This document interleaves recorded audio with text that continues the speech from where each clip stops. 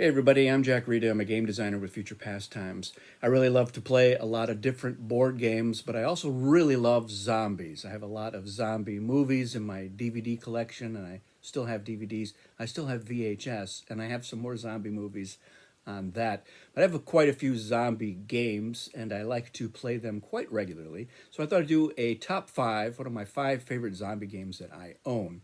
I am going to include a couple of extra honorable mentions on this list just to talk about them because I like talking about zombies too. So the first one that I'm going to mention is Zombies with exclamations. That was actually the first zombie game that I got, and I played it a fair amount back in the day when I had it, when my collection was probably no more than 10 or 20 games.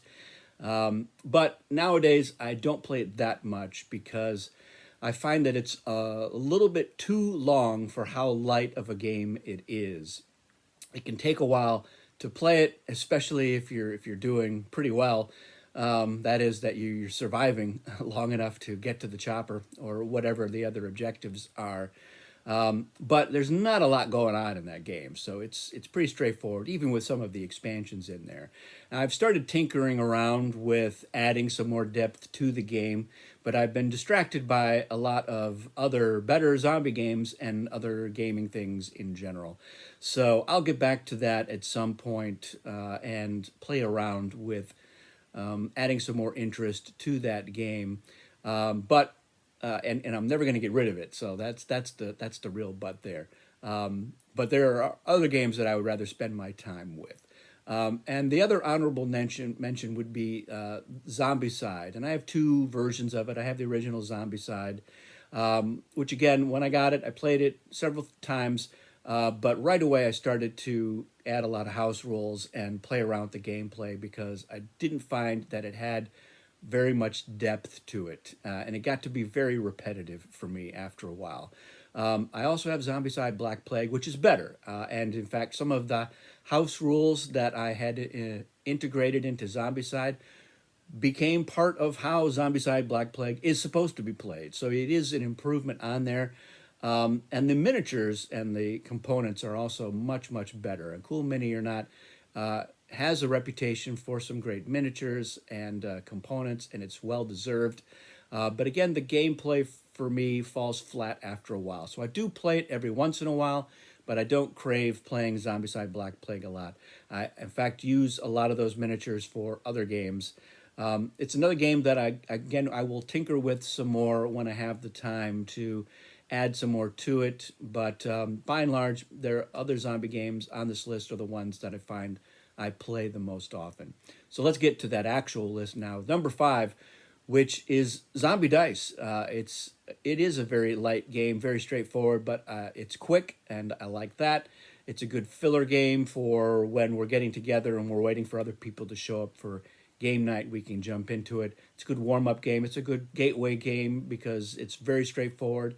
The thematics are there, so I enjoy that. Now, just Zombie Dice on its own, just the basic set, wears out its welcome pretty quickly. So there's not a lot of depth there either. But I found that with the expansion dice, so you have the school bus, and then you have the hero dice, the Santa Claus, and the jock and the babe, whatever their names actually are, do add a little more depth to the game and make it a lot more interesting for me. And really, what it did was it inspired me to create more custom content. So I've got custom dice, and I've got a lot of custom variable player power elements, which is my favorite game mechanic in all of gamedom. So I've got 100 different zombie characters that you can play while you're playing it. And it's interesting because in this game, you are the zombies trying to get to the brains, and you're just trying to get to 13 brains before the other players. So it's push your luck dice, which I enjoy as well. And I love a game that has custom dice. So Zombie Dice is a game that I play a lot. My whole family will play it. My hardcore gamer friends will play it, and the light gamer friends will also play it as well, because it's pretty quick and it's easy, and we like the tension of the push your luck. And you can play with a lot of players if people don't mind the waiting for their turn. So that's number five. Number four on this list is a game that is actually a re-implementation of another game. This game is called City of Horror, and it is a game that is on the surface it looks like it's cooperative. You're trying to survive long enough to get rescued, but it is not cooperative at all. It is very cutthroat. You are basically trying to keep your survivors alive long enough to get rescued at the expense of the other players' survivors. And you have a city where you're constantly moving from zone to zone to keep away from the zombies, try to find useful things. It's a good game. I like it. It has little standees, which I'm never crazy about standees, but I get it, and it's all right. The game that it re-implements is on this list, and I'll talk more about City of Horror when I talk about that game. But it is a good game. I like to break it out every once in a while, depending on the mix of players that I have and the number of players that are going to be there. Because the production, it looks good on the table and it plays well and it captures the theme. It's a very thematic game. So I enjoy City of Horror very much and do enjoy playing it. A game that I like to play a little bit more than that is actually Last Night on Earth. Now, this is a game that is a team game. So one team is going to be the survivors and the other team are the zombies. And each has a deck of cards that give them special actions that they can take. And it's relatively objection based where you have different scenarios in there. But by and large, you're just, like one of them is find the keys to the truck and then get out there. So you're hunting for certain things that you're going to find because they're randomly in a deck of cards. So that game, it can go long if whatever you're looking for is very deep in the deck, or it can go much shorter if the reverse is true. But I like that it's a game that is again very thematic. It's got miniatures for the zombies and the survivors. The rest of the production, it's photos, not really art, which took a little bit of getting used to for me, but and now at this point I'm used to it, and I like the gameplay. So it is a good game, and it is challenging for both sides. So I think the balance is really good. So I enjoy a lot of it. I have not played. There are other games in this family that have different themes, but it's similar time. I have not played any of those because I'm all in on the zombie stuff. So, but I may check that out at some point to see how those games are. Because usually when you are using a system with a new game, the designers will add something new. And it might be something that's good to retroactively put into Last Night on Earth. I have made a lot of custom cards for it just to keep the game fresh, add new effects in there.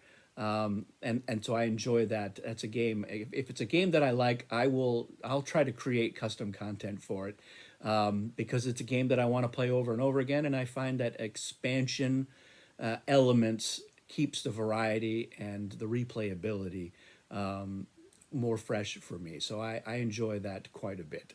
The number 2 game on the list is Dead of Winter. And this is again, it's a very thematic game. What I really like about this one is that the winter part of the game is very much an important factor. Now, when this came out, it was a big deal was made out of. It's a crossroads game, so you had these story elements that were in there, and that I think is fine, but it's not the draw for me. I think it's the rest of the game mechanisms that really make this game come to life. I really enjoy the tension of keeping the survivors fed and trying to fend off the zombies and then going out into the bitter cold to get the supplies that you need. So yeah, it's just one thing piled onto another. It's very immersive and very thematic. And I've picked up the expansion for that, but I have not yet had a chance to dive in and play it. And I'm really looking forward to that. So I'm thinking about this October having some horror themed gaming weekends and then breaking out the Dead of Winter expansion so that I can really get a chance to try out some of that new stuff. I've played Dead of Winter many times, and it's always a real tense, never sure how it's going to quite play out. If we do win, we barely win. And then if we lose, we were so close. We were so close to being able to be victorious. So that's why this is high up on the list. So even though I don't play this as much as I do Zombie Dice, for example, it's a real immersive. It's almost an epic gaming experience for me. It's not quite long enough to be an epic game. It's another game with standees, and I find half the time I'm just looking for the right standee to match character. But that's not really a complaint. I have started to convert this to miniatures because I have a lot of miniatures. I have a lot of zombies and I have a lot of heroes. I've got a lot of zombie side miniatures. So I've been making Dead of Winter cards for them so that I can use the miniatures instead of the standees. And I'm almost done with that project. So once it is, I'll do a little video to showcase everything. But that amount of work I put into it it's always a good sign for me because it means it's a good game. It's worth the extra effort. So it's not so much that I'm adding stuff in there to improve it. I'm just blinging up that game because I like it so much. And then that brings me to my number one zombie game, the game that that if we're like, hey, we need to play a good zombie game, this is the one I go to without thinking about it. It's Mall of Horror.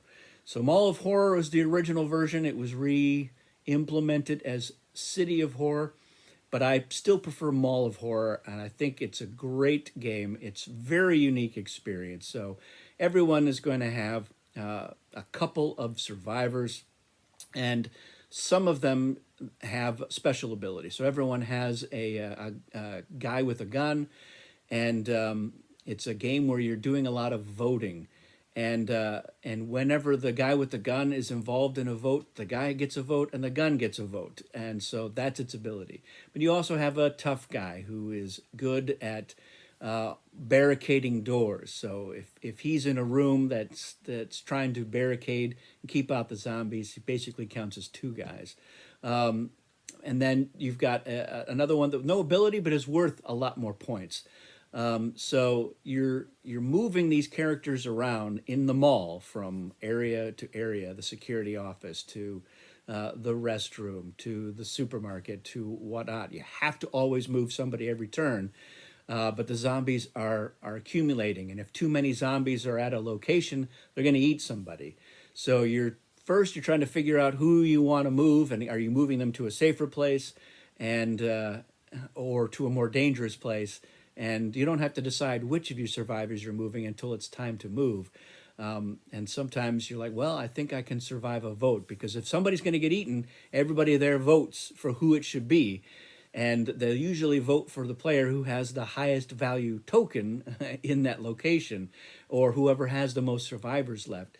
So it's a very tense game. It's very thematic. People are turning on each other.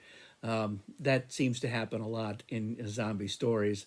And you're just trying to hold on long enough to get rescued, which is either you get everybody into one location, which is not easy to do, or a certain number of characters are left, and then you count up the point value of each of those characters. Now it's got these great dials, and that's part of the excitement for me. Is everyone is a different gang or organization, and so the dial will have the different organizations around the perimeter, which you will use for voting, but then it's got an inner dial that is the different locations. So you're using this dial a lot to determine secretly where you're going to go, and that's all revealed simultaneously, or who you're going to vote for to get a certain benefit or to be eaten by the zombies. And it's a puzzle as well, because you're trying to guess where you think other people are going to go, because each location has a limited number of slots for characters to fit. You can't put 10 people into the restroom. It would be absurd. So it has only a limited number of characters can be there. And if they're full, you're going to end up in the parking garage, which is very vulnerable. There's nowhere to hide there. The zombies, every zombie there is going to eat somebody. So Mall of Horror, it's out of print. It's very hard to find. And that's one of the reasons why they did City of Horror. Or maybe that had nothing to do with it. I don't know. City of Horror, again, it is the same core mechanics as Mall of Horror, but implemented in a lot of different ways. So there's no dial in City of Horror, and you have these cards that you can use, and that's fine. But the dial is so much more fun to play. And Mall of Horror is a lot more. I don't want to say it's basic, but it's more elegant than City of Horror. So that is why that gets played a lot more frequently for me than City of Horror. City of Horror, it adds a few extra bits and bobs into the mix, which are interesting and they're fine, and I do like to play that. But like I said, it's more elegant with Mall of Horror. That's why that's higher up on this list for me. So those are my favorite zombie games. Let me know if you've played these games, what you think of them, and let me know if you've played other zombie games that you think should be on this list. I'm certainly happy to evaluate and check out additional zombie themed games. It is one of my favorite genres.